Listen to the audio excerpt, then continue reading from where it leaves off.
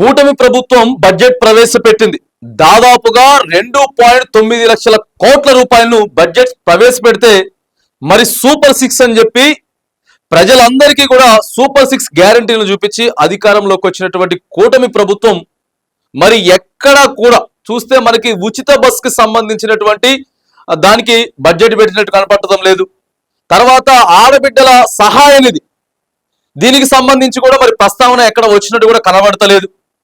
ఇక ఆ తర్వాత తెలంగాణ రాష్ట్రంలో ఏదైతే రైతులందరికీ కూడా మరి రైతు బంధు రైతు భరోసా ఇస్తున్నారో అట్లనే ఇగో మన రాష్ట్రంలో కూడా ఇవ్వాలి అని చెప్పి ఇస్తామని చెప్పారు. రైతులందరికీ కూడా అండగా నిలిచేందుకు రైతు భరోసా ఇస్తామని చెప్పారు. మరి దానికి దాదాపుగా 10,000 కోట్ల రూపాయలు కావాలి. ఇగో ఇప్పుడు మరి కూటమి ప్రభుత్వం దానికి సంబంధించి 1000 కోట్ల రూపాయలను ప్రతిపాదించింది. మరి ఈ పథకాలను ఎట్లా చేయబోతా ఉన్నారు, ఏం చేయబోతా ఉన్నారు అనేది కూడా స్పష్టత ఇవ్వాల్సినటువంటి అవసరం ఉంది.